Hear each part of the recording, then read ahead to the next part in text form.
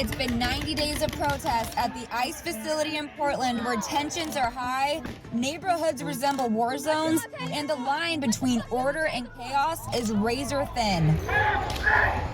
I'm Katie Davis Court reporting for the Post Millennial, and tonight I'm going behind the scenes with Homeland Security's Federal Protective Service, the officers who stand as our nation's first line of defense in protecting our federal buildings.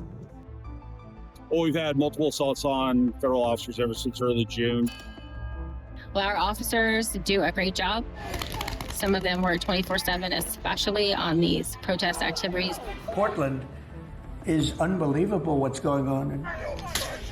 These are paid terrorists, okay? President Trump's border czar is promising increased immigration raids in sanctuary cities, and today he specifically called out Portland. Seattle, all these sanctuary cities that refuse to work with ICE, where we know public safety threats are being released every day into this country. We're going to address that. From lockdown perimeters and guillotines to arson attacks and assaults, I'm diving into the unfiltered reality of keeping the peace in one of America's most volatile hotspots.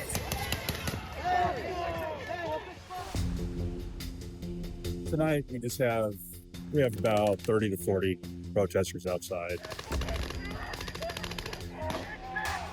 It's a pretty normal night.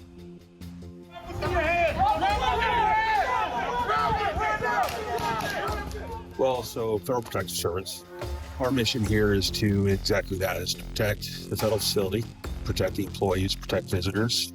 What we've been doing. And tell us a little bit about the protests. So the protests, they're obviously the anti-immigration enforcement that's going on. And they started early June and slowly started to build. And we had a pretty heavy protest month in June, and then it's kind of stabilized out with, ebbs and flows. Sometimes we'll have busier nights than others. Number one, a lot of First Amendment protected activity. And then occasionally we'll have where it'll not be peaceable and we'll start having illegal activity that we have to, conduct enforcement on.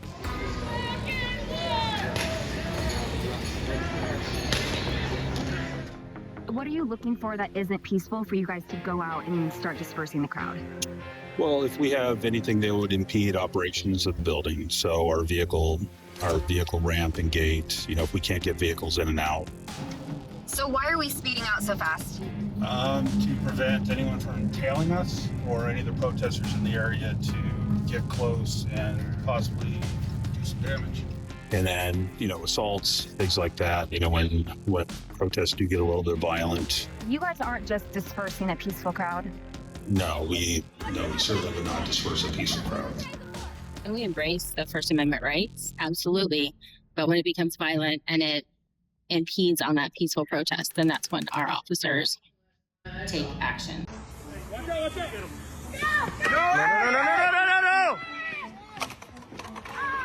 Now, you guys have been dealing with these protests for 4 months now, you said. How's the officers' morale? Overall, morale's good. Obviously it does wear on morale to, pretty much take constant verbal abuse and beratement. That's part of their First Amendment right. We don't have to like what they say, but that can wear on the officers. Being called obscene names, racist names. Oh, racism was a big one. And it's, oftentimes we'll pick out, minority officers and they'll get extra attention for verbal abuse. You get that! You get that! Hey, really? Hey, black cops trying to act out for the white cops, huh? And so that does wear on people, but unfortunately, it's part of the job. We don't react to it and just, move on and conduct our mission.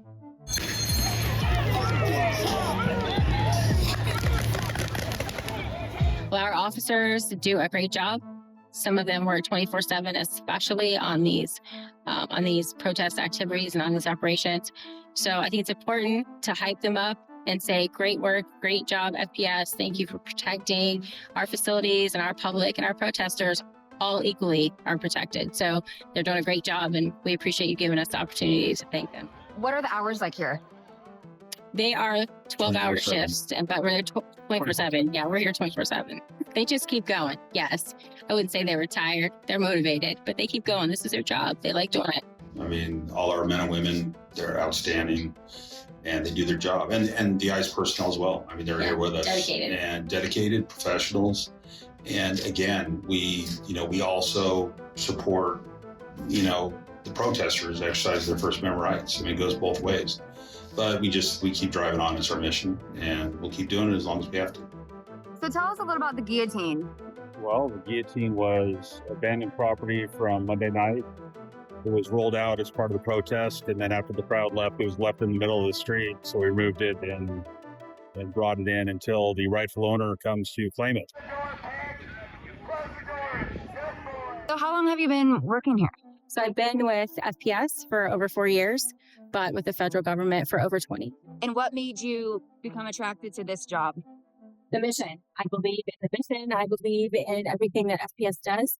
I definitely believe in being a public servant. So absolutely. I'm here to serve the public. And would you recommend this job? I absolutely would. It is very rewarding. And for anyone that wants to be in public service and give back, FPS is the place to be. And what kind of talent are you trying to attract? Somebody that's really interested in protecting the rights of people, protecting law and order, and that are really passionate about law enforcement. We are going up to the roof so that you can see the vantage point that a lot of our officers have for the protesters. And the roof, what do they do on the roof? Overwatch. What kind of crimes have you witnessed? Well, we've had multiple assaults on federal officers ever since early June. We've had a lot of damage done to the building. Not so much damage done recently, but in the early days in June, we had quite a bit of damage, and that's why we put up all the plywood all over the windows, doors. We did have, in early June, the attempted breach of the building where they actually tried to break in and smash the doors open. Generally, it's a lot of, just failure to obey. They'll come onto federal property and we'll ask multiple times, we'll use our LRAD or verbal warnings asking people to depart federal property. And then after numerous warnings, if they don't, that's when we'll address it. And that's when, we'll take enforcement action. And are these protesters out here every night? We've had, since June, every single night, we've had protesters. Quit your job! Quit your job! Quit your job! And how can people get involved with FPS? We would love for people to join our agency. So you just go to our website and you can definitely look how to become an FPS officer. And that's a wrap on our time with the Federal Protective Service. Tonight we witnessed dedicated officers standing firm in the face of chaos, risking their lives to protect this federal property and putting it all on the line while navigating an unpredictable and volatile situation. As the protests show no signs of stopping, with demonstrators vowing to continue their stand, this story is far from over. So right now, we are grateful for the bravery we've seen and mindful of the challenges still ahead.